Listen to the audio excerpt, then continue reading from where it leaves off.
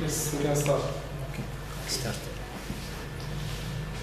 The topic of today's lecture is observation. We will continue the survey methods. Now we are still in the data collection methods. In the previous lecture, we talked about the data collection.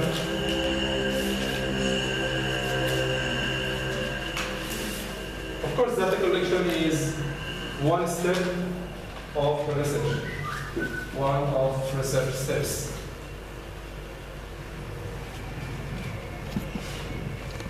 And also can be considered one of elements of research design.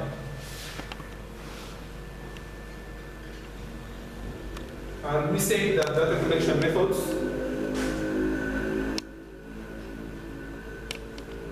we have different methods. One of them is survey. And we say survey can be interview. We talked about it last lecture. And we have observation, which is the topic of today's lecture. And also we have questionnaire.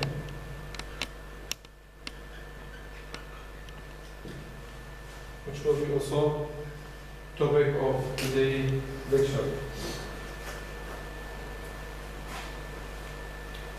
We talked about different types of interview, structured and unstructured interview, and also personal interview and telephone interview. And we mentioned the advantages and disadvantages of all of these methods, data collection methods.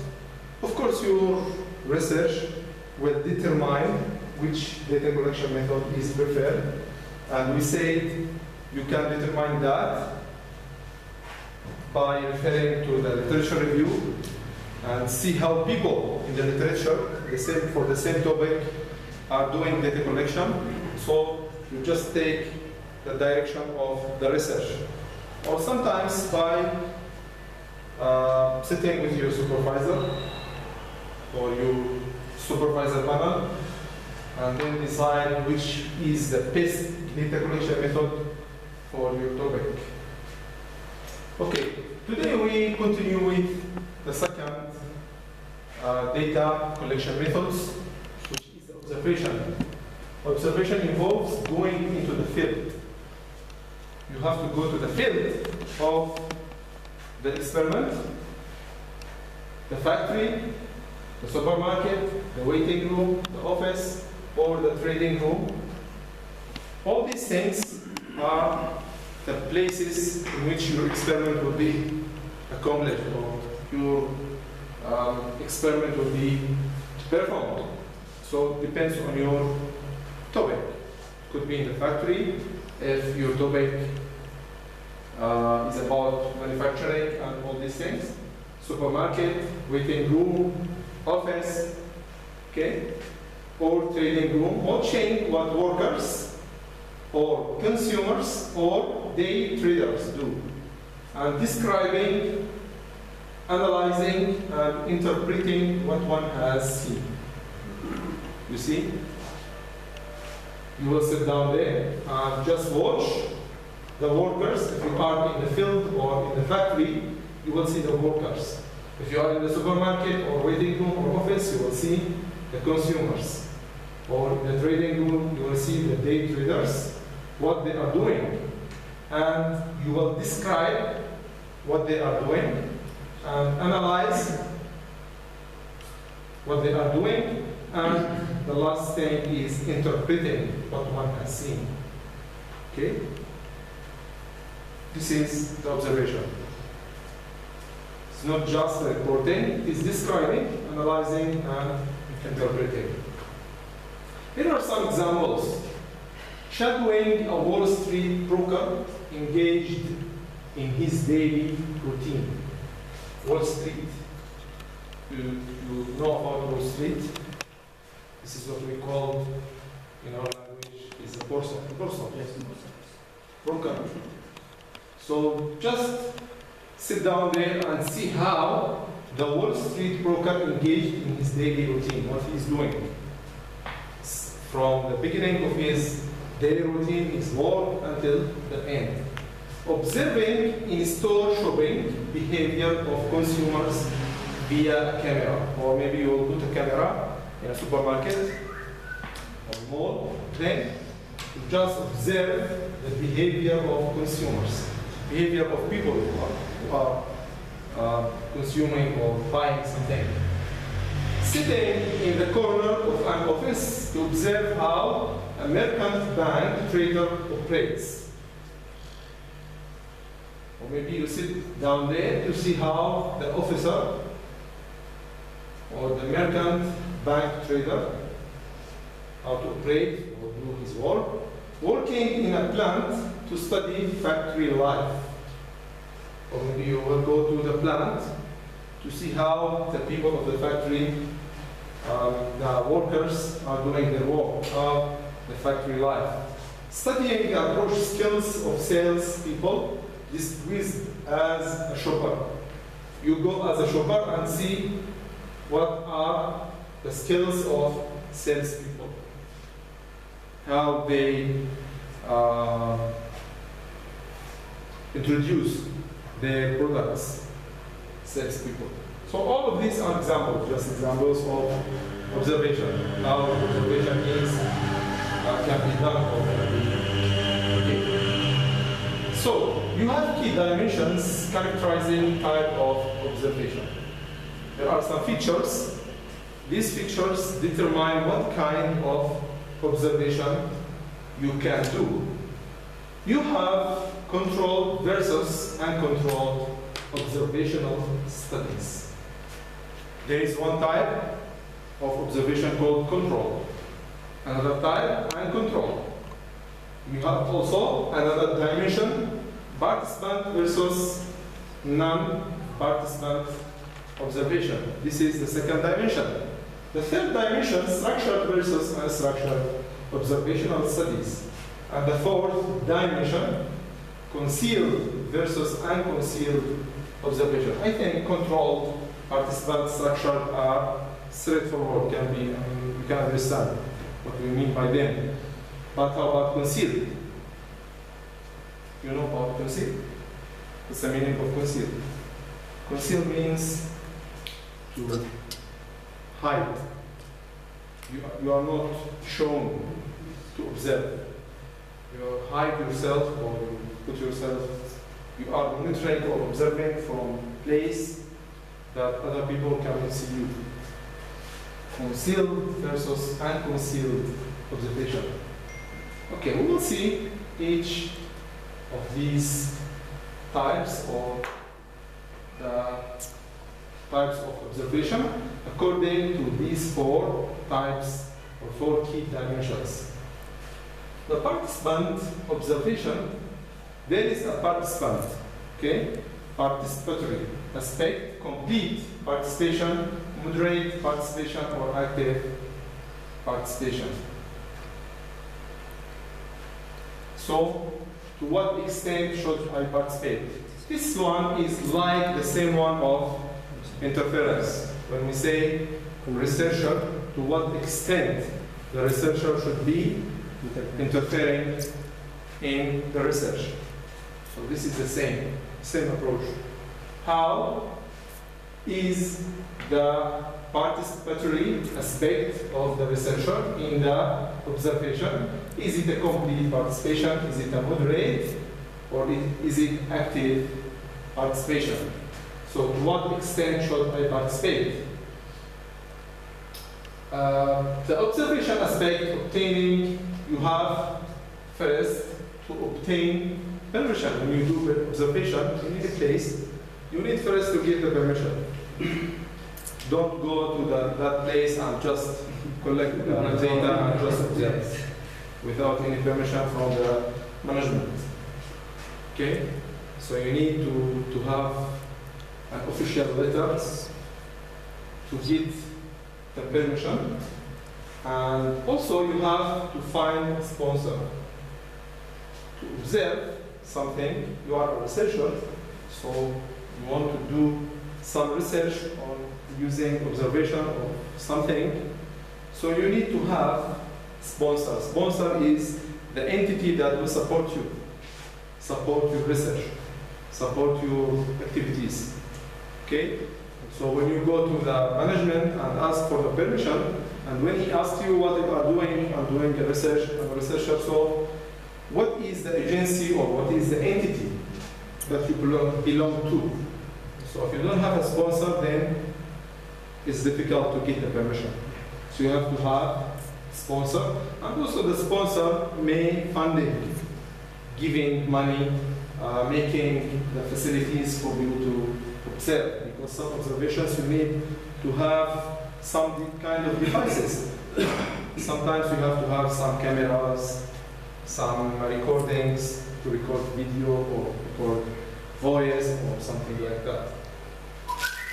And after the observation, you need to establish a report. I mean, you need to document the things that you are doing, that you observe. Why you need to document it? You need to document it in order to analyze and interpret. So it's not just observing and recording a video or like a film. So you need to establish or write a report. So what to observe? What are the things that you need or you may need to observe? Descriptive observation stage, maybe you need to observe space, everything. Objects, actors mean people who are doing something. Feelings, how the behavior of people. Are they happy? Are they angry? Are they tired? Are they fresh? Emotions, feelings. And also the events, if something happened, something unique happened, any sudden thing can happen. Okay, so all these things can be observed. Focused and selective observation stage. Look for a story line, sort out regular from irregular activities. Look for variation in the storyline. Look for negative cases or exceptions. This is after you observe, maybe you record the observation, everything, or maybe at the same time, you have to look for a storyline, for the things that you are observing as a story. So you are sitting in a place and just observe people like a story, like they are doing something from the beginning. From the beginning of the story until maybe from the beginning of the day until the end of the day. When they come to the office, what they are doing, for example. What is the things that they start their day with? And after that, what they are doing after that. Where they go, where they come from. And all these things, you have to record or observe it like a storyline. From the beginning of the story until the last, the finishing. Sort out regular from irregular activities. What is regular? I mean regular that people can do every day. Daily, therefore. Yes. And what is irregular activities? What things that you think it's not normal, it's abnormal. It is not happening every day. It's not a daily activities. Look for variation in the storyline. How the storyline varies. Maybe you will observe more than one day, not only one day. You go for the first day and you see some kind of pattern.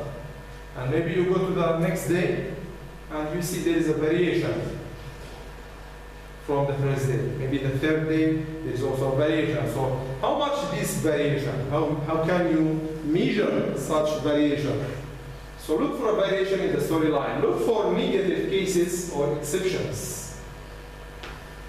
What are the negative cases that shouldn't be? Maybe irregular and irregular. Maybe irregular also is a good thing. It shouldn't be always, negative. But here, you have to look for negative cases or exceptions, and then develop a plan for systematic observation if needed. If you see yourself that you need some other observations, so maybe you need to make a plan for yourself, maybe to go every week, twice, maybe on Sunday and Tuesday. If you see the other days are the same, the activities in the other days are just repeating, so maybe you choose 2 days per week just to observe and to see what are the changes. This is according to DeWalt and DeWalt 2002. This is advice of this person according to what to observe. Structured observation and unstructured observation. Of course, structured, it is like the same when we talk about interview. Structured interview, you have a predetermined questions for the interview. You prepare everything, and then you go and you go through the sequence of the interview questions. It's the same thing here in the observation. Looks selectively at a predetermined phenomena. You already have a plan, and you have a predetermined phenomena, you know about it, so you select the events that you feel you can predetermine them. And you have also different levels of structure. Maybe you have a hierarchy of structure.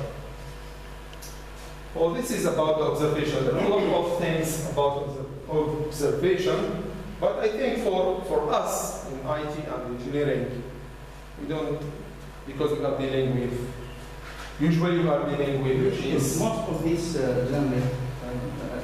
features of the business itself. Yes, social. It is for business and social. And sometimes for management, IT management, because in IT management, sometimes you need, suppose you have a new safety scheme. You prepare the new safety scheme for some kind of organizations, and you need to measure how people accept or don't accept these safety procedures. And then you can use the observation. Or sometimes you install some IT-based solutions or IT-based systems for any organization. And you want to report the acceptance of people, the feelings of people, because maybe this new technology make it difficult for people to do their daily work. So they find it difficult, and then they get nervous. Maybe they get, because it's unusual for them. So how can you measure the acceptance or they don't accept it? Through observation. Also, it still can be used for technology and engineering, but almost it's used for social sciences and business. Do you have any question? For us, we need to go through just to have an idea. In case your topic, or in the future, if you have involved in such kind of research, then you know about it. Okay? You have any question?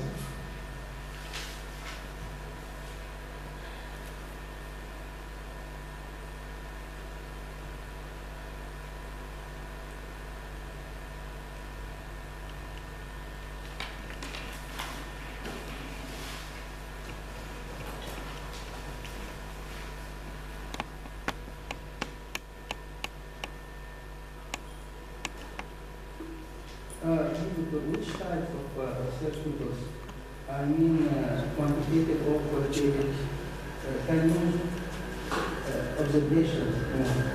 Yes, because for qualitative, you cannot measure it, or you cannot write the questions openly